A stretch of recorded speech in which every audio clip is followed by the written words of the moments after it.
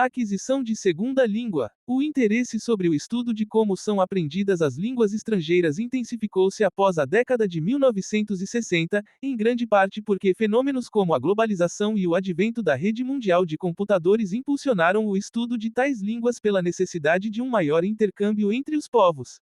Para referir-se a tais estudos, cunhou-se o termo aquisição de segunda língua, cujo significado, ainda que pareça claro, requer alguns esclarecimentos.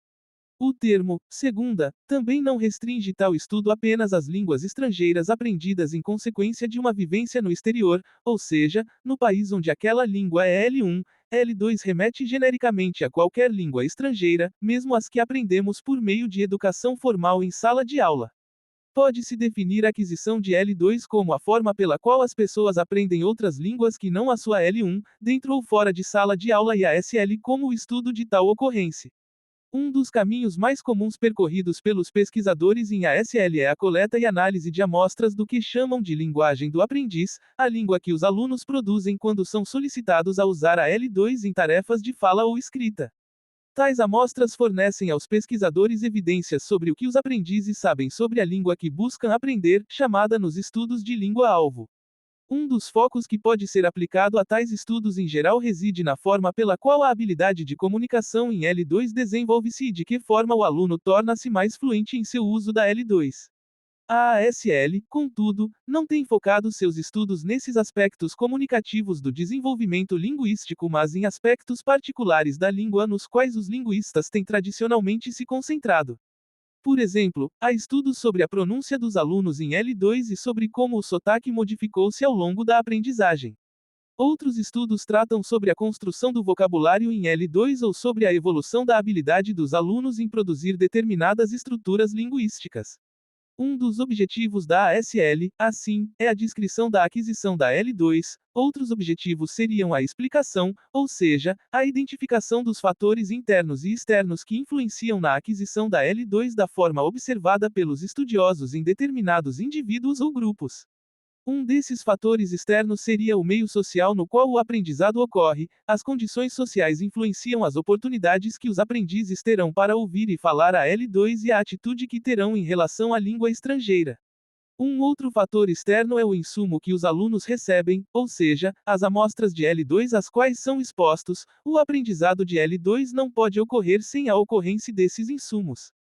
A aquisição da L2 pode ser em parte explicada pela ação desses fatores externos, mas também é necessário observar a influência dos fatores internos, como, por exemplo, os mecanismos cognitivos que permitem ao aprendiz extrair informações sobre a L2 a partir dos insumos, ou ainda o conhecimento prévio que o aluno traz do aprendizado prévio de outras línguas, seu conhecimento geral sobre o mundo no qual convive e as estratégias comunicativas que o auxiliam a fazer um uso mais efetivo da L2. O objetivo da ASL é, assim, prover a descrição de como a aquisição da L2 ocorre e a explicação desse processo, bem como as razões pelas quais certos aprendizes parecem obter melhores resultados que outros nesse processo. Conceito de língua adicional. Língua adicional, LA, é a língua que é uma adição a outra, S, língua, S, já presentes no repertório do indivíduo. Esse termo pode ser aplicado a qualquer língua que não seja a S, língua, S, materna, S, como a língua estrangeira, oficial, cooficial, de herança, de acolhimento, de integração, parceira, de memória, de imigração e segunda, ou terceira, quarta, língua. A partir da língua materna, a língua adicional metodologicamente valoriza o contexto social do aluno e possibilita uma visão crítica da língua no processo de aprendizagem. Schlatter e Garcês, no livro Línguas Adicionais na Escola, Aprendizagens Colaborativas em Inglês, dizem que ao usar o termo língua adicional, há uma reflexão por parte do aluno e professor com relação ao que é língua, de quem ela é, de quem pode ser, a que ela serve e o que cada um tem a ver com ela. É necessário fazer distinção entre língua estrangeira e língua adicional. Enquanto a primeira é qualquer língua que não faz parte do convívio social de uma pessoa, a segunda é uma língua que se faz relevante, constituindo-se como um recurso útil e importante para a participação em práticas sociais contemporâneas. E essa língua, que se faz relevante, uma vez que é usada também no dia a dia pelas pessoas, não é mais estrangeira, mas adicional. A partir do momento que alguma língua estrangeira começa a ser utilizada e fazer parte do cotidiano e convívio social de uma pessoa, ela deixa de ser uma língua estrangeira e se torna adicional. Atualmente, no contexto de ensino, língua adicional vem substituindo o termo língua estrangeira. Isso acontece porque o repertório linguístico já existente dos alunos, formado socialmente por outras línguas cujas delimitações não correspondem aos limites definidos pela escola, atende às demandas do mundo atual, que envolve cada vez mais a comunicação transnacional. Agindo a serviço da interlocução em situações em que pouco importa a distinção entre nativo e estrangeiro, os alunos lançam mão de discursos em diferentes línguas para participar na sociedade contemporânea. É preciso enfatizar que é reconhecendo a pluralidade de línguas e valorizando as línguas já usadas por eles que os alunos poderão entender mais facilmente porque certa língua é um objeto de ensino, cujo conhecimento vale a pena ser acrescentado aos seus repertórios. O termo língua adicional causa divergência entre os professores de língua estrangeira, por não haver uma concordância quanto ao conceito. Há professores que consideram língua adicional a mesma coisa que língua estrangeira. Segundo Edileise Mendes, no texto Formar Professores de Português L2 na Universidade, Desafios e Projeções, essa opção terminológica adotada nos últimos anos trazem em sua essência, mais do que uma via para resolver o problema, um modo fácil de camuflá-lo, em nome de uma certa neutralidade. Ora, o português em contexto brasileiro, por exemplo, não pode ser considerado língua adicional da mesma maneira para diferentes grupos, como indígenas, imigrantes e hispano-falantes que residem nas fronteiras. Dizer que o português é LA para esses diferentes grupos seria deixar de lado as suas especificidades, importantes para as políticas educacionais planejadas para eles, nas quais o português é a língua de instrução. Os estudos linguísticos acerca deste conceito são relativamente recentes, datando dos fins do século XX. Questões metodológicas. Há algumas dificuldades inerentes às pesquisas em ASL. A primeira delas seria definir aquisição. Alguns estudiosos definem-na a partir do quanto da produção do aluno é mais ou menos a mesma que a de um nativo da língua, outro questiona tal conceito, já que ele torna difícil diferenciar o que o aluno sabe do que o aluno é capaz de fazer na L2. Outro problema seria o fato de que o aprendiz de L2 utiliza-se muito de fórmulas ou expressões fixas, mesmo que muitas vezes usem tais fórmulas corretamente, como um nativo usaria, pode ser que o aprendiz não seja ainda capaz de utilizar a estrutura nela contida em outros contextos. Um terceiro problema seria mensurar a aquisição da L2 nos casos em que o aprendiz usa determinadas características da língua corretamente, mas estende seu uso para situações nas quais elas não são aplicáveis, overuse ou uso exagerado. Há, ainda, questões envolvendo a descrição da linguagem do aprendiz. O estudo da ASL passa, obrigatoriamente, pela análise dos erros cometidos pelos alunos. Tais erros são de diferentes tipos. Erros por omissão: o aluno omite determinadas palavras ou elementos gramaticais necessários. Erros por uso exagerado: o aluno aplica um elemento gramatical em situações nas quais seu uso é inadequado. Erros sociolinguísticos: o aluno erra ao usar expressões ou fórmulas de forma apropriada no contexto social. Observou-se em pesquisas de ASL que os erros cometidos pelos alunos seguem uma sequência de desenvolvimento na aquisição da L2. Os aprendizes adquirem aspectos da L2 de forma sistemática e, além disso, seguem determinadas rotas de desenvolvimento, com alguns aspectos linguísticos sendo aprendidos antes de outros. A aquisição de L2 envolve, em verdade, diferentes tipos de aprendizado. Por um lado, os aprendizes internalizam fórmulas e expressões da estrutura da L2. Por outro lado, eles aprendem regras, ou seja, o conhecimento de que certos padrões na L2 são usados em um determinado contexto com uma determinada função. Tais ocorrências são definidas como aprendizagem de itens e aprendizagem de sistemas. O aprendiz de L2. Quando se fala em aquisição da L2, deve-se ter em mente que todo aprendiz, não importa a sua idade, já aprendeu ao menos uma outra língua. Tal conhecimento prévio pode ser vantajoso no sentido de que o aprendiz sabe de que forma uma língua funciona. Por outro lado, tal conhecimento pode induzir a deduções errôneas de como a L2 é usada em determinadas funções, as quais podem gerar erros que um aprendiz da mesma língua como L1 não cometeria. Adolescentes e adultos apresentam uma maturidade cognitiva, uma noção metalinguística e um conhecimento do mundo que os cerca que falta aos aprendizes mais novos, o que é uma vantagem para os primeiros. Contudo, a maioria dos aprendizes abaixo dos 12 anos de idade não se sentem nervosos quanto ao uso da L2, mesmo quando sua proficiência é limitada, enquanto adultos e adolescentes tendem a sofrer de certo nível de estresse quando sentem que não conseguem expressar na L2 todo o seu potencial criativo e intelectual. Mesmo assim, há um fator individual a ser observado, o qual faz com que alunos em uma mesma faixa etária reajam diferentemente às atividades propostas no processo de aprendizagem.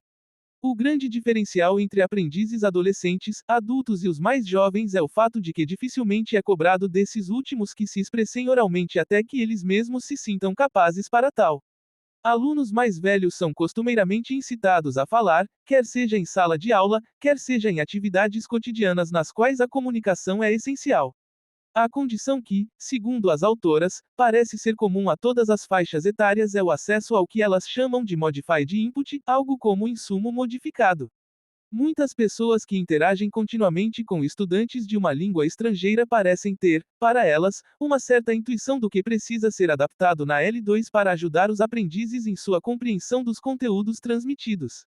Além disso, há o fato de que em ambientes informais de aprendizado da L2, os erros que não interferem com o sentido da mensagem costumam ser ignorados. Há um senso comum de que interromper alguém que está tentando se comunicar para corrigir erros gramaticais ou de significado pode ser tomado como falta de polidez social. Por outro lado, os erros que porventura atrapalhem a comunicação são inevitavelmente corrigidos, ainda que de forma indireta, pelo interlocutor. As autoras fazem a seguir considerações sobre as principais correntes de pensamento no que tange ao aprendizado de segunda língua, ASL. A ASL e o behaviorismo. O behaviorismo levanta a hipótese de que o aprendizado dá-se por meio de imitação, prática, incentivo e formação de hábito. De acordo com os behavioristas, isso é aplicável tanto para o aprendizado verbal quanto para o não verbal. Os aprendizes receberiam insumos linguísticos e formam associações entre palavras e objetos ou situações. Tais associações tornar-se-iam mais fortes quanto mais vezes fossem repetidas. Em tal teoria, os aprendizes devem ser encorajados quando suas repetições são corretas e receber a devida correção a cada erro cometido. Como o desenvolvimento linguístico é visto pelos behavioristas como resultado da formação de hábitos, é levado em conta que no início do aprendizado da L2 o aprendiz tem seus hábitos formados no uso da L1 e isto interfere nos novos hábitos que precisam ser adquiridos para o domínio da L2. O behaviorismo é comumente relacionado à chamada hipótese da análise contrastiva, K, desenvolvida por linguistas estruturalistas da Europa e da América do Norte.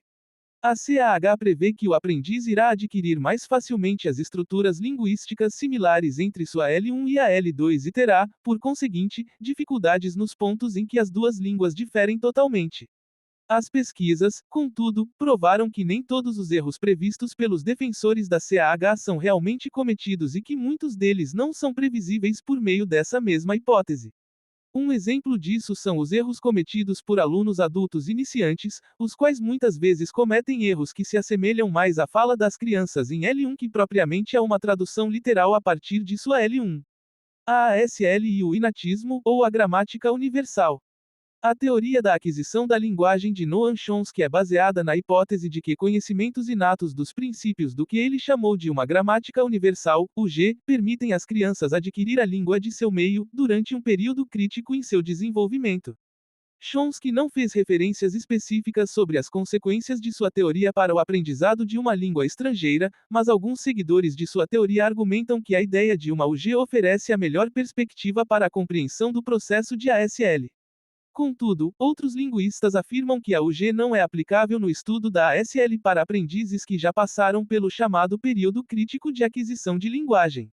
Mesmo aqueles que acreditam que a UG tem um importante papel na compreensão da aquisição na ASL não concordam quanto à forma como a UG funciona nesse processo. Alguns dizem que a UG pode explicar o fato de que os aprendizes geralmente sabem mais da L2 que aquilo que eles poderiam saber tão somente a partir dos insumos linguísticos por eles recebidos, mesmo para aqueles aprendizes expostos a L2 depois do período crítico de aquisição da linguagem. A partir de tal observação, eles inferem que a UG deve estar disponível ao estudante de L2 da mesma forma que para aqueles em processo de construção de sua L1. Outros teóricos argumentam que a UG está disponível aos aprendizes de L2, mas que sua natureza primeira já teria sido então alterada pela aquisição de uma outra língua. Pesquisadores que trabalham com a UG também discordam quanto à influência da instrução formal e da correção dos erros no conhecimento de uma segunda língua.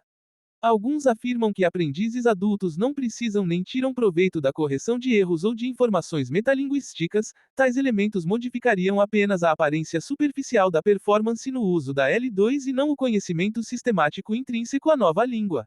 Outros teóricos que adotam a ideia da UG, sobretudo os que acreditam que a UG é afetada pelo aprendizado da L1, sugerem que os aprendizes de L2 podem precisar de informações explícitas sobre o que não é gramatical na L2, caso contrário, eles tenderão a assumir que a L2 possui formas gramaticais equivalentes à L1, o que nem sempre é correto. Os estudiosos da ASL pelo prisma da UG costumam se interessar mais pela competência linguística dos alunos avançados que pela linguagem simples dos alunos iniciantes, já que, para eles, a UG é o paradigma que melhor explica o conhecimento de estruturas gramaticais complexas demonstrado pelos alunos avançados de L2, além de tal estudo oferecer a possibilidade de analisar se tal competência dos alunos avançados assemelha-se àquela demonstrada pelos falantes nativos da mesma língua em questão. Por isso, é comum que seus estudos envolvam comparações entre os julgamentos de gramaticidade feitos por ambos os grupos acima citados, e raramente observações da língua falada. Seu interesse maior é, portanto, descobrir o que o aprendiz realmente sabe sobre a língua.